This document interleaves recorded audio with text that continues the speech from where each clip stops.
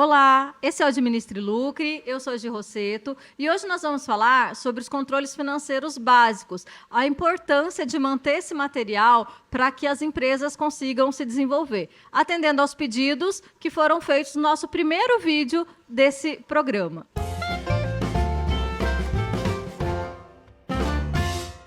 Então, vamos iniciar agora a questão dos controles financeiros na prática, né? Eu montei aqui uma tabelinha para vocês, bem simples, porque apesar de muitas pessoas utilizarem o computador para fazer esses controles, nada impede que seja feito manualmente. Então, quem não sabe mexer com o computador, pode ter esse controle também da mesma forma. Então, o controle básico, né, do financeiro, para a gente ter uma visão da saúde da empresa, saúde financeira, é isso aqui, a gente chama de fluxo de caixa. Eu comecei listando aqui as contas básicas da empresa. Todas as contas que mensalmente a empresa tem que pagar, certo? Então, vamos imaginar, né, que dia 1º eu já comecei fazendo essas anotações, eu já estou no dia 10, só para vocês terem uma ideia de como funciona esse ciclo. Então, eu já estou no dia 10. Chegou para mim, né, boletos aí para pagar lá no dia 1º, referente ao dia 10. Eu tenho R$500 aqui nesse dia, referente a fornecedores, coisas que eu comprei para revenda. Também lá no começo do mês chegou para mim, né, as guias dos funcionários para pagar os salários. Então eu vou ter que pagar aqui, né, os meus funcionários. Vamos supor que eu tenho lá 2 funcionários, o valor fique R$3.000. Suposições, né? Serviços de terceiros. O que são serviços de terceiro? Contabilidade, com pessoas que eu contrato para fazer marketing, pessoas que não trabalham na minha empresa e prestam serviços para mim. Normalmente com nota fiscal, né? Aquele pessoal que a gente tem essas contratações mensais. Então, vamos supor que eu tenho lá R$300 do escritório de contabilidade, certo? Tudo no dia 10. Depois, lá no dia 12, eu tenho um aluguel, vai vencer o aluguel, então vamos colocar. Eu estou jogando aqui valores como se fosse no futuro. Estou no começo do mês, dia 1º, e estou programando, né, visualizando como vai ser o mês, como vai ser a minha movimentação financeira. Então, lá no dia 12, eu vou ter que pagar R$1.500 de aluguel. Certo? O que mais?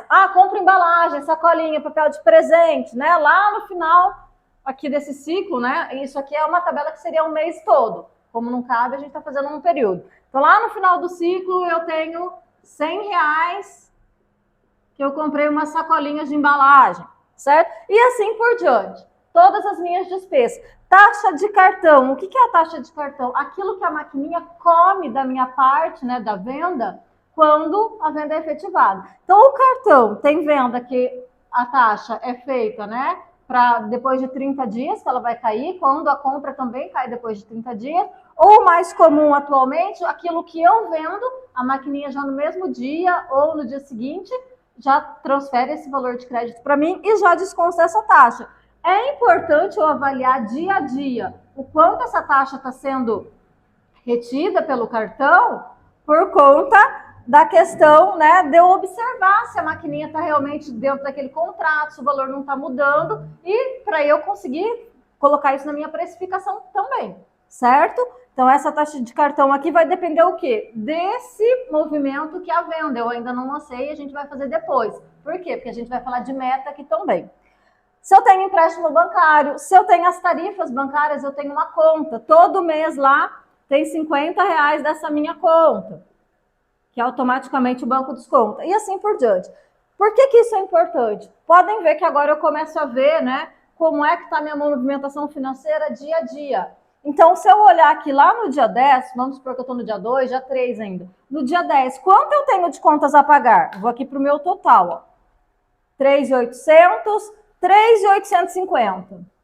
Certo? Tudo isso aqui, ó, para eu pagar. Será que eu tenho esse dinheiro? Né? Como que eu vou saber? Vou ter que olhar qual é o saldo acumulado. Vamos supor que eu comecei minha empresa nesse dia 1º. Quanto eu acumulei até agora? Eu acumulei só R$2.000. Saldo anterior aqui, ó. Quanto eu tenho? R$2.000. Por enquanto, né? Estou lá no começo do mês, certo? Quando chegar no dia 10, eu vou esperar só com esses R$2.000 e vou ver no dia, meu Deus, vou ficar com a conta estourada em 1.850? Não. Então, isso é a importância desse controle financeiro. Quando eu chego no dia 10, antes mesmo desse dia, eu já defini o quanto eu preciso ter. Então, eu vou ter que ter acumulado aqui esses 3.850 para, no mínimo, eu ficar no 0 a 0. Certo? Para, no mínimo, eu não dever nada para ninguém, eu não deixar boleto de fornecedor atrasado, ou eu não utilizar o especial do banco, ficar pagando juros, como muitas pessoas fazem, certo? Então, eu vou ter que ir trabalhando do dia 1º até o dia 9 a minha venda para quitar todas essas contas aqui no dia 10. Só que se eu ficar trabalhando no 0 a 0, o que vai acontecer? Estou trocando 6 por meia dúzia. Na verdade, né? Estou perdendo aí todo o meu trabalho a troco de nada. Esforço que não está sendo revertido, né, para minha empresa. Então, eu preciso ter aqui uns valores maiores. Vamos supor que do dia 1º ao dia 10, eu trabalhei e acumulei de saldo 5 mil, certo? 5 mil menos os 3.850, 1.150, é isso? R$1.150 acumulado aqui, ó, positivo. Desculpa a letra, eu tô meio tortinha aqui. Ou seja, eu fui trabalhando e a minha empresa está acumulando. Essa ideia é que eu tenho que ir acumulando dia a dia. Então, uma empresa lucrativa, ela tem a visão do que vai acontecer dia a dia no seu movimento, e isso aqui, ela vai aumentando para que chegue no final do mês e a gente realmente tenha um valor acumulado, certo? E nesse valor acumulado é que aí a gente pode ter essa movimentação aqui, ó, a famosa retirada dos sócios. Por quê? O sócio só retira quando a empresa dá lucro. O sócio só vai poder tirar esse dinheiro depois que o período acontecer e ele vê que ele tem o planejamento, que nesse planejamento todo o dinheiro está acumulado para pagar as contas e sobrou a lucratividade. Vou tirar toda a lucratividade? Não. Tiro uma parte e deixo outra parte para a empresa. O correto aqui dos sócios, né, é que ele faça sua retirada como salário, o famoso prolabore. Isso aqui é retirada de lucro. Mas como o sócio trabalha na empresa, aonde é que vai estar a retirada dele? Aqui, ó, que é o famoso prolabore. Então, ele provisiona mensalmente, junto com o salário do funcionário, o salário dele.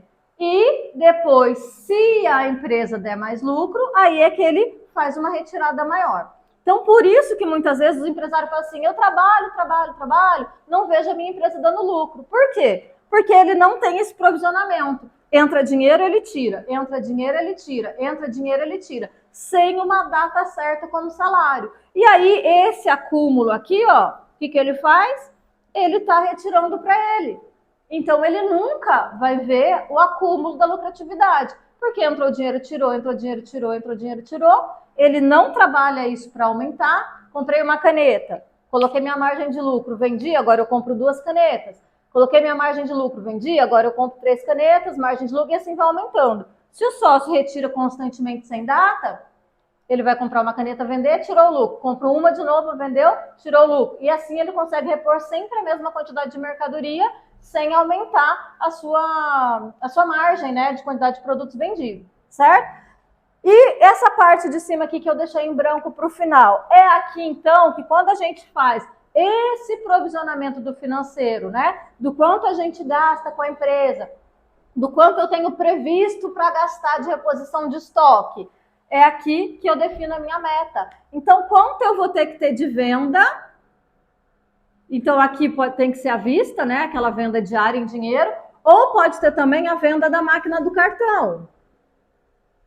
Quando o dinheiro entra ali depois de 30 dias, 60 dias, né? Quando não é aquele contrato que cai o dinheiro do cartão no dia seguinte, certo? Então, aqui, eu recebo depois de 30 dias, vamos supor que no dia 10 eu tenho R$500 da maquininha de cartão para entrar. Vai entrar R$500? Opa! Aqui eu vou ter lá a taxa do cartão. Vamos supor que desses 500 a máquina vai me tirar 25. Então, eu já provisiono também a retirada da maquininha, certo? E aqui eu determino para eu custear, vamos supor que não tenhamos saldo acumulado nenhum. Tudo que a empresa foi fazendo foi ficando no 0 a 0. Então, quanto eu tenho que ter de dinheiro, além desses R$500 que vai entrar no cartão, para conseguir pagar as minhas contas do dia 10? Se eu tenho 500, falta ali para mim 3.350, certo? Isso aqui é minha meta de venda, aquilo que eu estou pensando no futuro, certo? Então, nesse futuro aqui, já defini a minha meta e vou correr atrás. Como eu vou correr atrás? Aí é pensando nas estratégias de marketing. O que eu posso vender em promoção, o que eu posso divulgar, que está parado ali na minha loja, e eu posso divulgar para fazer esse giro. Então, eu consigo prever antes de chegar a data das minhas contas para conseguir fazer esse dinheiro. E não estourar especial, não ficar devendo e assim por diante. Então, isso aqui, né, que é o famoso fluxo de caixa, é o controle principal que vai dar embasamento para a gente criar estratégia para a empresa. Se você não tem isso, normalmente você vai ficar no 0 a 0, normalmente você vai chegar em dias que você não vai ter dinheiro para pagar as contas e assim por diante. Então, o principal controle é esse. Dá para fazer manualmente, como eu estou mostrando aqui para vocês, né? É muito fácil e é isso que é a lição de casa que todo empreendedor tem que fazer. Se você não faz isso, dificilmente sua empresa vai ter estratégia para desenvolvimento e crescimento. Então, adote fluxo de caixa, adote esse modelo de controle, que eu tenho certeza que aí a sua empresa vai deslanchar. Esse foi o Administre e Lucre de hoje. Acompanhe no YouTube, nas redes sociais e no portal do Diário Cidadão.